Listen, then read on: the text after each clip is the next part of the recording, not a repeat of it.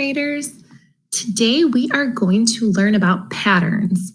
Patterns are something that are very familiar to you because patterns are all around us, on our clothes, outside in nature, food that we eat, really everywhere.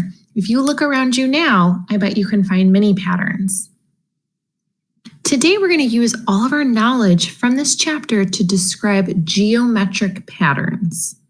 So here you'll see that I have a picture in front of you. Sophia will use the pattern below to make a wallpaper border. What might the next three figures be in the pattern? So I want you to look at this pattern. What do you notice? What do you notice about this pattern? How is it a pattern? Think about that for a second. This is also in your journal on page 587 if you would prefer to follow along there. So what did you notice? I bet you're thinking, well, in the first figure here, so this first figure, I'm going to underline it so we know what we're talking about. This first figure, we're calling that a figure, you see a trapezoid and a triangle together, right? Agreed?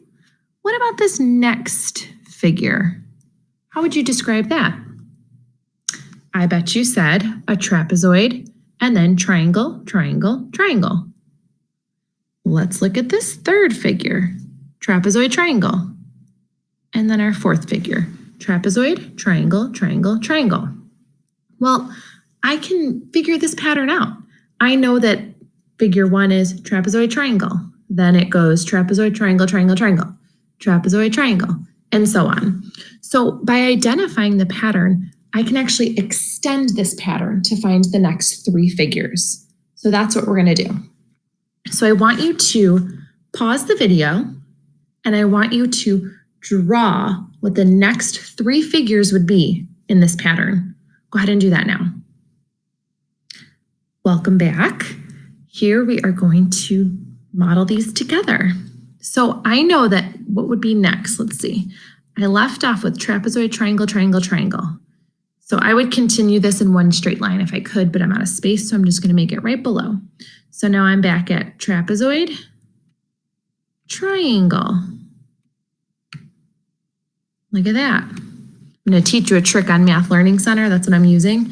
If you highlight the shapes, this tool down here with the two hexagons of the same size, you click that, it'll duplicate it. So a little bit of a shortcut. So now I know I do trapezoid, triangle, triangle, triangle. Now I'm going to do trapezoid, triangle.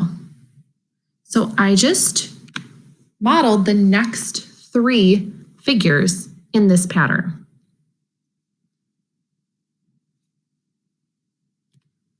I can also use numbers to help me identify this pattern. So I'm going to change my color here. Let's use blue. We haven't used blue yet. And I want to show you how I can label these figures with numbers. Well, here I know that each of these figures starts with a trapezoid. So I'm going to focus on the triangles because that's what changes.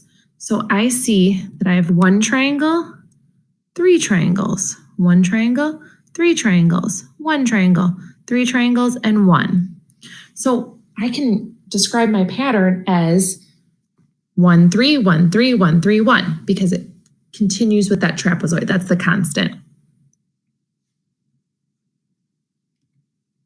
Another way that I could describe this pattern, and I'm just going to erase these numbers, is I'm looking at the number of shapes in each figure. And I see that the first figure has 2 shapes. The second figure has 4. 2, 4, 2, 4, 2. So that's another way I could label this pattern with numbers.